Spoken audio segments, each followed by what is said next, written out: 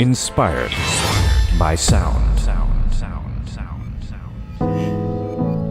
Ladies and gentlemen, it's another Inspired by Sound video, this time with Jakob Rosin from Estonia, a friend of mine since 2012, possibly?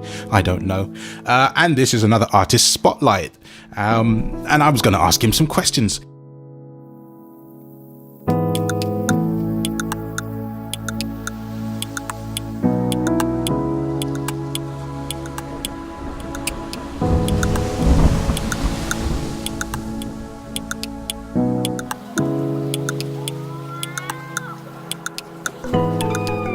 So, if you've heard any of the previous videos, you'll know that usually it's just me in the studio, but this time the co-host is this mad guy who, I've been to your house a few times and vice versa, and we always have a lot of fun and we make music together. And why do you think you're on, I've never asked this before, why do you think you're on this particular Because you DM me on Twitter and ask whether I would agree to do that. Well, good question. Okay, that's a fair answer. Probably because we kind of have the same views towards music and audio. We like it good, and we don't like it crappy. We do like to have stupid fun with lots of audio things, and this has resulted in many crazy solutions in the past. So I guess that's why, because we have done lots of audio things together, and probably will continue to do so.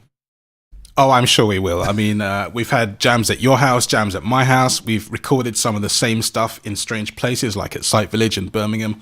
And yeah, we like the audio stuff. Yes. And it's great, actually. We have kind of a good musical and audio partnership. Sometimes I'll produce music and he'll do audio work. Something blind is up and down.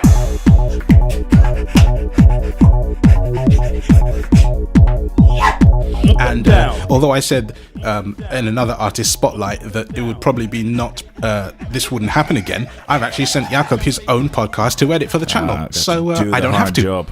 Yes, it's so much fun. I get to sit back and just ask questions and pretend like I know what I'm talking about, which I don't.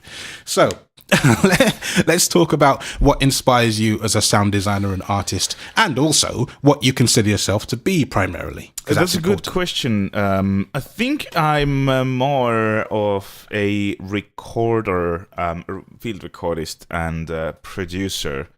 Also bit of a hobby musician. I don't play in any bands, but I like to record a lot. I call it like the blind person's photography.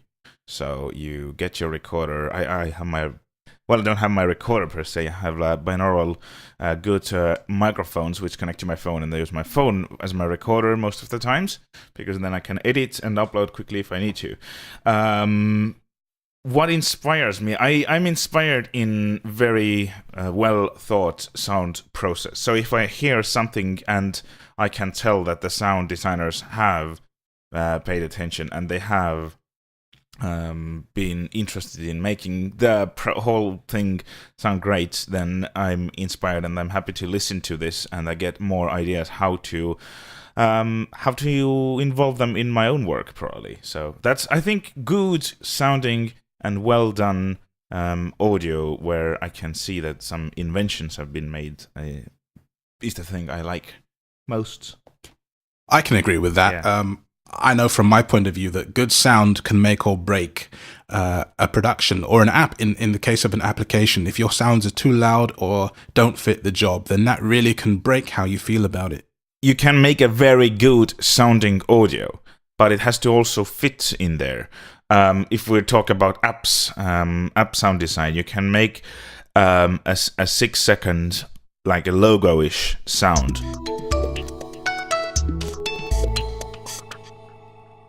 This would be probably, very good sound for, let's say, when you start a video, but it definitely doesn't work as a notification sound.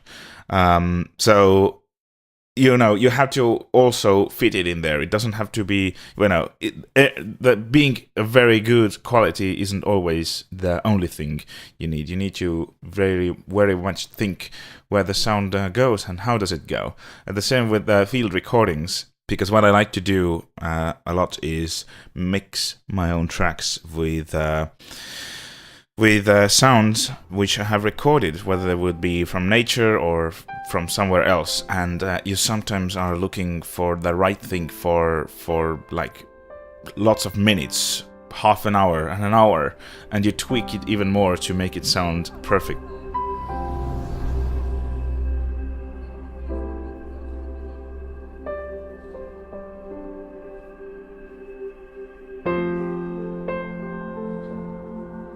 So you, for example, you wouldn't want to put the sound of a train rushing through a tunnel on an ambient piece about I have done that. gentle meadows. I have done that, and it works with a right, because I have a track where I included lots of. There is a track where I combine most unusual things. So there's a thunderstorm, there's rain, and there is water dripping into like a puddle. This is okay. But there's also a sound in the same track, in the same spot. There is also a sound of sauna heating up. So you get like not fire noises, but you get like air rushing through the ventilation, and you also get a small train on tracks. So you get all those mixed together, and it actually, I think it works.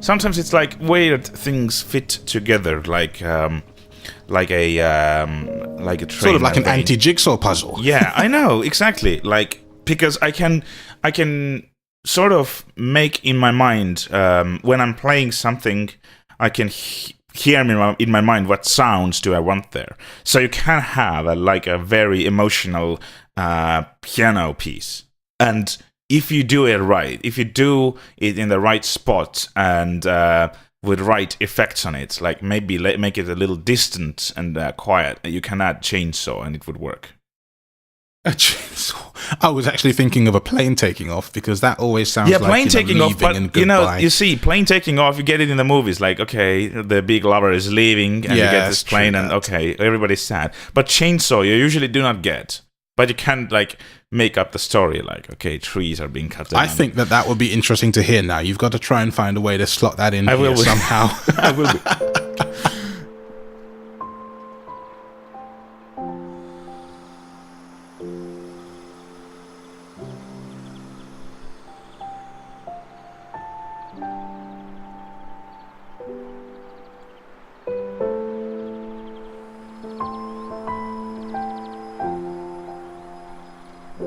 And tell me what else you do, because I know that you have another job. But I don't want to lead this. Tell me what you do. Well, my so far, like producing audio and all that is sort of my half job.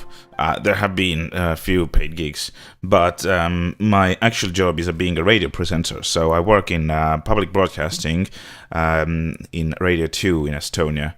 As a morning show host on Fridays. So we have Monday to Thursday we have regular scheduling, and on Friday we sort of pre-start the weekend, and then we come on and do our morning show. So radio has been a very big passion of mine for years and years, for many reasons. I like to talk to people, I like to present them stuff.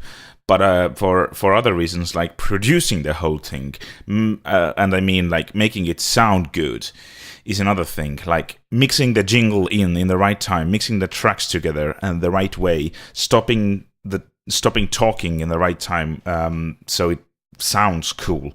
All that together, and it's very easy to do when you. Well, it's quite easy to do when you do it like pre-producing, because then you can drag it around and listen multiple ways how you do it, and then usually set yourself on one way. But if you're doing it live, you have just one chance because you press this button and you press the other button, and this already goes out on the airwaves. You don't have a second chance, and I think that's the way. When I have done something on the air, which sounds great, then I am like, okay, this was great. This sounded good.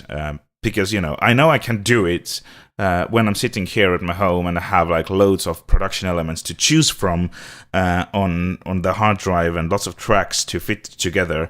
But since I'm blind, I sometimes do not know what's the next track coming up on the list. So I have to guess. And when it works together, well, that's the best. That's the best feeling. I can imagine, actually. And do you have an example to show the listeners yeah, today? Of course. I can find something cool. Alma ja French Montana Faces, see on Raadio 2, tere hommikust kõigile, 6:38 on kell. See on Raadio 2 hommik. And that was an example of Jakob showing you what we just talked about, which I think is really great. I'm glad that you were able to show that to us. What do you think has been your most stressful part of a radio job? And I'm guessing something along the lines of this. But if you sneeze while you're trying to read the news or have to fart or something, something's got to have really got you. And oh my gosh, what am I going to do? There are a few things. Like we do our show because our show is kind of funny and sloppy. Of course we don't get farting on the air and all that, but nastiness. You just don't hear it. Yeah. But when there's occasional slip up, we just let it go and we don't pay attention to this. But where I get annoyed is when something gets really long-winded, and because when it's a morning, he's talking about wind again. when it's a morning show, you got to make it quite fast-paced, so you wouldn't talk over 5 minutes, for example. And if you see, like, okay, this person has been, if we have guests, like this person has been talking for like 8 minutes and 9 minutes, and he's still talking, and the thing they're talking about isn't particularly very interesting as well, then it's like, okay, I need to politely stop this. So that's one thing on the content side. The other thing, probably, obviously, which nobody likes, is when the computers and all the things crash. And I have had this situation where everything crashed and we didn't have anything but our voices. So you're talking, and at the same time you're trying to figure out what's wrong and how to fix it and how to make something happen so you can pay attention, because you cannot pay your full attention to the issue at hand, because you have to talk, because you don't need to have dead air, because that's very bad. So those things, that's got to be so stressful. I know, this is very bad, because you're trying to figure out lots of other things in your head while trying to talk about something which does make sense. So yeah, those things. And obviously there are other stress points, like when I have had this thing where a major guest of the show tells me, like, an hour before the show has to start, that, hey, I cannot come, or I forgot, or whatever, and you have to really quickly find something else there, or a guest forgets to come in, and you still have to do it, because when we are doing the show together, that's quite okay. You can always do a discussion together, but when you're doing it alone, it's quite hard to continue find something to talk about. Yeah, exactly. Yes. You obviously can find a little story on the web and talk about this and expand it a lot, but eventually it's going to get boring to the listener, because the listener doesn't want entertainment. They want to be informed of things. They don't want, usually, if you don't have anything to say, they don't want to, they probably do not care about this radio presenter's opinion on US politics or whatever. So, yeah, you don't and want that's always in the news right now. Exactly, it is. And this is what people think and talk about, but that's not the be-all and end-all. What? And if you have a guest lined up, exactly. Then the guest. If I have something coming up, I am ready. Like, if I know that, okay, I have to fill up an hour of air alone, I know to prepare for it. Maybe I think of a game to play with the listeners. I have somebody call in. I play music. I do lots of things. But if it happens 10 minutes or 5 minutes before I have to go on air, it's kind of hard. Well, now I have learned. I usually have something queued up. I have like a little mindset. A plan B. I have a plan B. I have a little mindset of topics to talk about. I have a little some ideas what to do when something like that would happen. But it's never a pleasant thingy. Now, we had a discussion the other day about blind people reading the news on the radio, and can you tell me a bit about that here? I'm reading news, on the radio because we're on the summer schedule, and I'm doing during our morning shows we have a separate newsreader. And that's me at the moment. So what I'm doing is I prepare the news. There's usually like 3 to 5 stories per news, and it's every half an hour. So I prepare them, I look them up, and I make very short lines of the story, even though the sentence might be longer. I make very short lines, like 2 to 3 words. Then I use noise-cancelling headphones so I wouldn't hear anything else from outside, mainly to black out my own voice, so I don't even monitor what I'm saying. And then I listen to the speech of my computer alone. So I hear it, and at the same time I say it. Usually it's like half a sentence ahead of me, so meanwhile my mind kind of processes it all. Like I hear what it says to me, my mind processes it and tries to make out what intonation to use and how to pronounce it, because usually the screen reader doesn't pronounce things correctly as well. So it's a very difficult thing. That cannot be easy. It's not easy, because you have to figure out whether there's sometimes there's a citation, so somebody says something and then you have to make your voice sound different as well. That's why we actually sometimes pre-record those things if there are like harder bits, so you can edit them. You don't want to really stumble on the air, and when it's live, then it might happen. So we usually like pre-record. This is a little secret. Most listeners do not know that, but yeah, if you hear me reading the news, it's usually like 5 to 10 minutes pre-recorded. It's quite. Give us an example, please. I'd love to hear. I know that. it's kind of it's kind of live, but it's usually like 10 minutes before I have actually been in the studio and recorded it. Ja taas kord spordist. Tänavust US Openi tenniseturniiri hiilgavalt alustanud Kaia Kanepi mängis läinud ööl sakslanna Andrea Petkovitšiga paarismängu. Duo pidi tunnistama 9. asetusega duo hollandlanna Kiki Bertensi ja rootslanna Johanna Larssoni paremust. Bertens ja Larsson võitsid Kanepit ja Petkovitši tund aega ja 8 minutit kestnud matšis seisuga 6-2, 6-4. Well done, that was excellent. It's nice to hear that. That's brilliant. I know, what a lot of fun. It's great. Was that stressful? It was in the beginning, because I hate knowingly produce not a very high quality content. And when I was asked to do this first time, I was like, well, I'm not sure if I can do this. Do that? Yeah, I kind of had an idea how to technically do that, and I said, okay, I can give it a try. Because it was the first time I had to do this, it was a sort of emergency situation, because our newsreader fell ill the last night and they had nobody to put there, and I was the only one who was available. So like last night, like at 9 p.m, I got the information like, hey, can you read this? I was like, okay. So I went in the first morning, the next morning, and did that news preparation and went to the studio to. Well, first time actually we did it live, because I didn't know how it is going to go, and it was really, really bad. It was horrible, and the next times we did it pre-recorded, and it was still horrible, and I felt miserable after that. I felt really, really bad, because I let down people, and I let down sort of myself, and I hated it. And then I had to do it again and again, and eventually it got better. Now it's kind of okay. Now I don't mind anymore. Now I can do it, and I think it's a good thing, because it actually helps. The skill of hearing and reading the same time helps me probably in other lives, other bits of life as well, like to read out some things. Will. And I'll tell you immediately how it helps you. It helps you with women, because women think that men can't multitask. You can prove them wrong. I don't know if like hearing a robotic voice and spitting it out in a humanly voice is the skill women look in men. But okay, we can try. We can give it a go. You never know. But the funny thing with the first reading when it went all horrible is like after that the show host actually came on and okay, let's do a little interview because hey, you are blind and you just read news.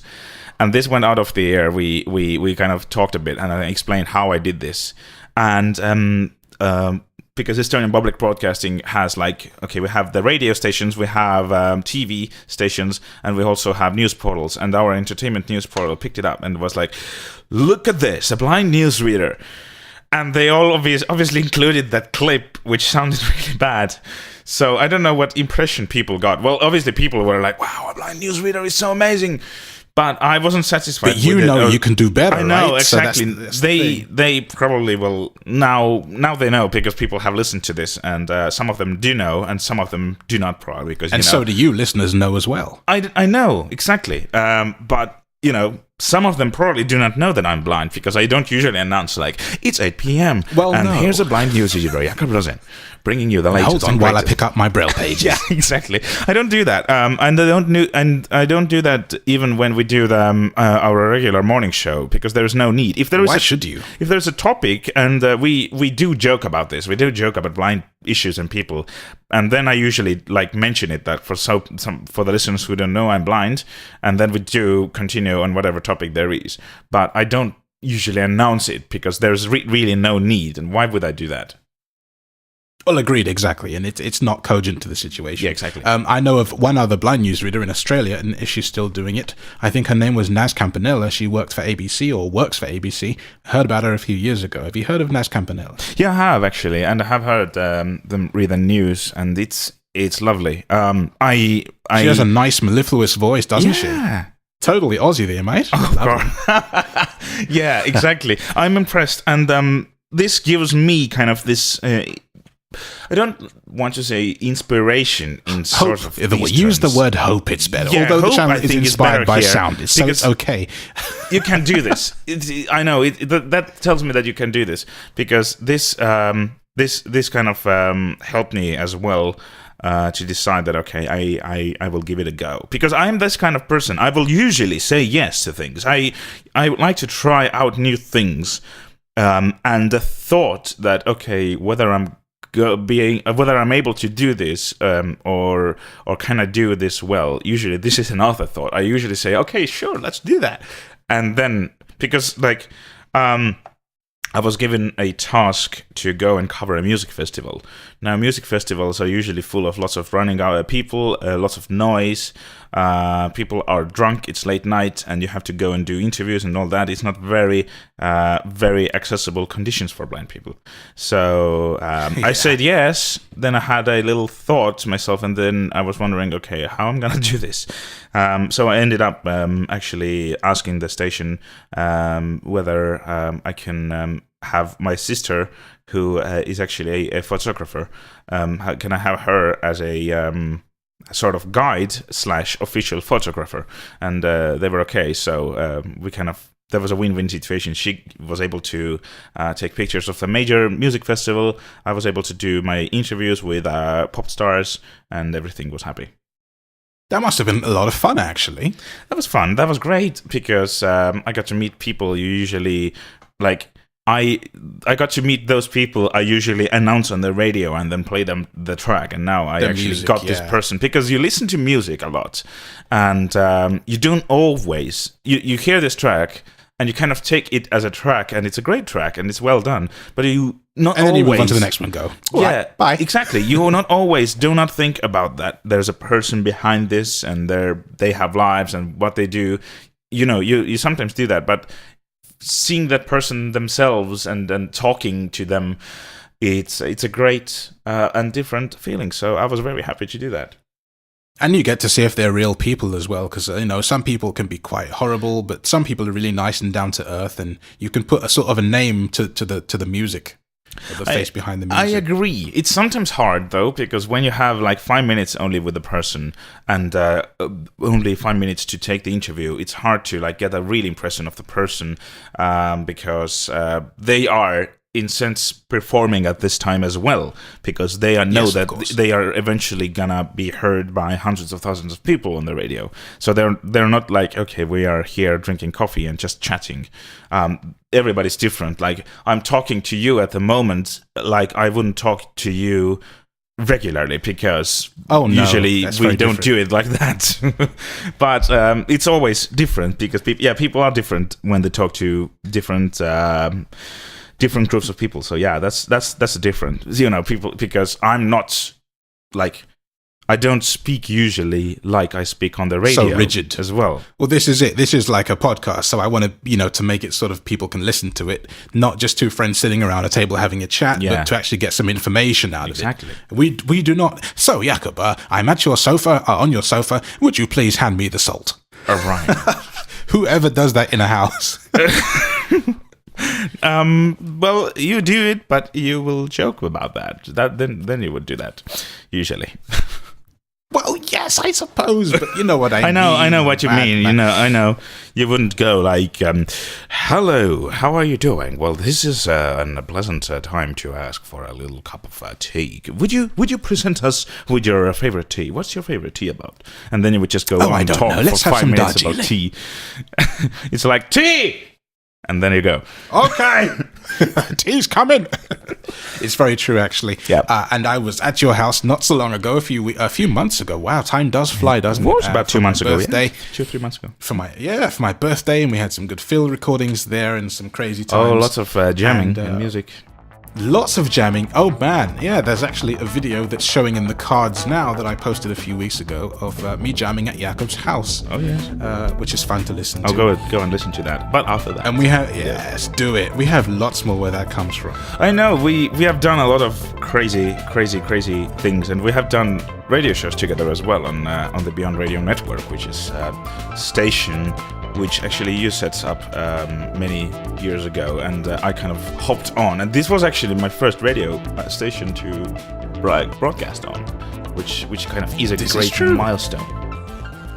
My other job is being a tech journalist, and I write stories. So that also takes up half of my time. So I kind of it's a temporary thing because I'm gonna get work shorter work days in a few weeks. But I'm kind of annoyed with this. I love my work because it's always interesting, but it's like I cannot deal with my hobbies because I have my keyboard, which I play and want to make tracks. But when you have left home at 6 a.m. and you get back at like 8 p.m, then the last thing you want to do is be productive. So this is true of anybody, isn't it? In any job. So I usually, if you are an IT person, you don't want to see another computer. No, I don't see one. I don't want to see any keys. I just usually what I do, I just have a quick dinner, read a book for a while, and just gonna go to bed because next morning I have to be up at 5 anyway. So this is the thing. But usually, I have some other crazy projects in mind. I'm actually doing a challenge at the moment, which I started in the beginning of August, called Ear for Audio, where I try to record something every day and upload it to my YouTube channel.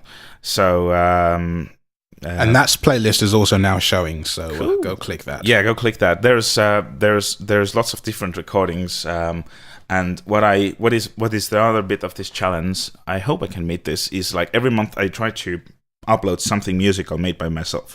So basically a track per month. So we'll see how that goes. Very good, yeah. Yeah. I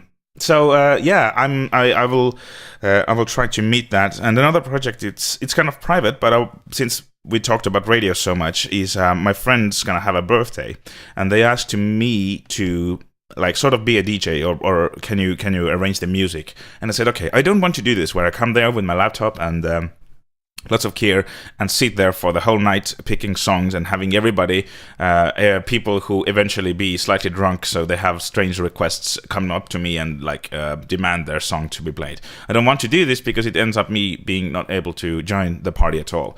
So what I'm doing now is I arrange the music lists, which which I collaborated with the birthday host. And I'm gonna pre-produce a mini radio station. So I have made jingles, I have made voiceovers, I'm making a nice crossovers with tracks, mixing it all together. So there's eventually like 5-hour audio file, which is a little radio station for the birthday. We're probably having some callers as a guests, some people talking about the birthday host. So it's gonna be strangely fun. I hope at least it's gonna work out like that.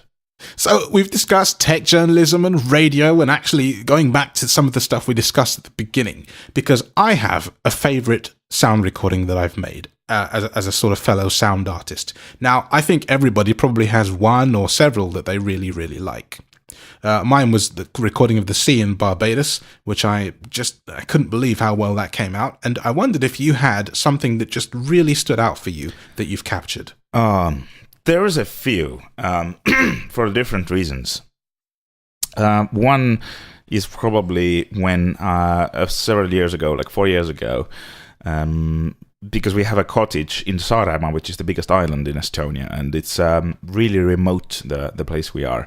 So no people really around, especially at 4 or 3:30 in the morning. And it was like it was in the beginning of summer, so we get lots of birds. So what I did was I set a recorder up at 3:30 in the morning and went back to bed myself. And the recorder was running for like good 6 hours. And later on, I listened to that recording, and there were few very cool snippets, because recording nature is one of my favorites. I love having nature around. So that was one of that has been one of them. And well, let's listen for a few pieces from that 6-hour recording, not the whole thing though.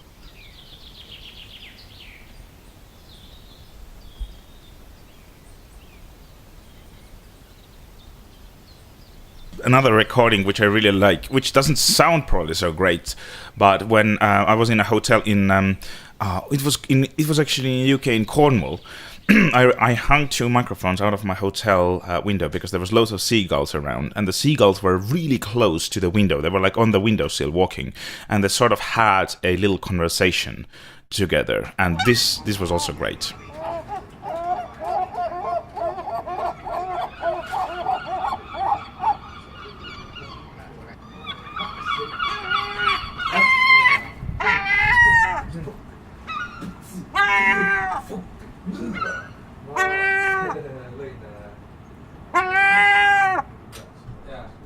Well, it's coming to an end, unfortunately, but I tell you what, I've had an incredible time talking to you, and I hope you've enjoyed it. You will find Jakob on all the socials and in the description. But last couple of questions to you. 1, where can they find you and find out more about you? And 2, what would you tell people wanting to get into sound recording and or radio, in fact? How should they start, and what advice would you give them?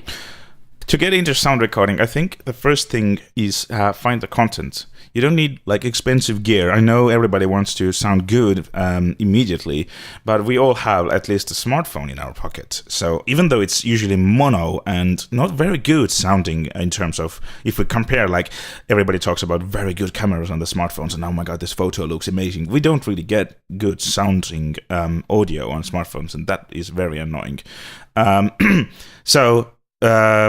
But find the content, start recording at least something. And if you see that you love it and you can go with it, then look for recorders or microphones and go from there. From the radio side, it's always good to look out if you want to get into radio. Well, there's no one good trick, but if you are enthusiastic about this, do what I did. Start doing radio shows in my bedroom. Not in my bedroom, but in your bedroom. Well, I was going to say, you know. Start doing radio shows. Even if you do not, like publish them anywhere, you can have this practice. You can send it to your friends. Even though if you download music illegally from YouTube, then do not do not publish it, obviously, because it's illegal. But I think like if you do want to do anything, then find some music, find some elements, and have a go. Because what I have done, and I think we can play a little bit of this, even though it has some copyrighted material in this, we can be. I have made lots of like commercialized. Commercial sounding things, although I have never done anything commercial officially, but I just love to make it, so I just did. Welcome to Friday Night Special. Friday night special. Going down. I'm yelling timber. You better move. You better Audio hardware activated. say what? Clap along. And we're gonna let it. Welcome to Friday Night Special with Jakob Rosin. That's all good advice, actually. And of course, the last one is, how do they get hold of you and find out and want to talk to you more? To get hold of me, the best way probably is Twitter, because my Twitter is mostly in English, because I'm bilingual. I do make stuff in Estonian as well. Twitter is mostly in English, sometimes in Estonian. So at Jakob Rosin, it's JAKOBROSIN. You can find me there, obviously on Facebook as well, and YouTube, with all the sounds and my music over there. So yeah, those are the main channels. Of course, if you really want, you can send me an email and all that jazz. But I think Twitter and Facebook, and from there we can go. If you want to YouTube, get in touch personally, obviously I'm happy to give any information and tips and all that jazz.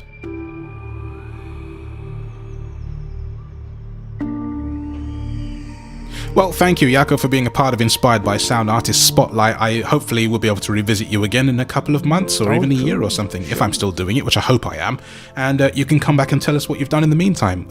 Again, thanks for being a part, and we'll play you out with whatever he decides. Speak to you again soon. Bye-bye.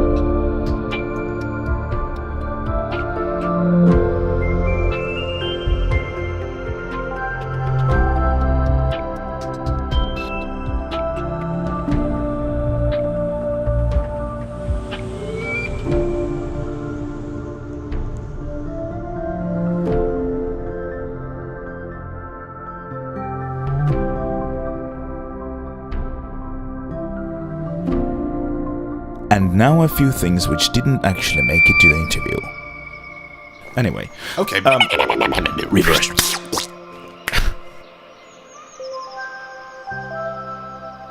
And what was I going to ask you? Oh, yes, there is something else I want to ask you. Let me think about how to phrase it.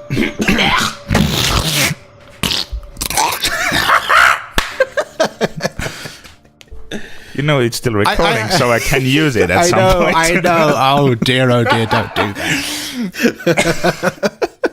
This is terrible.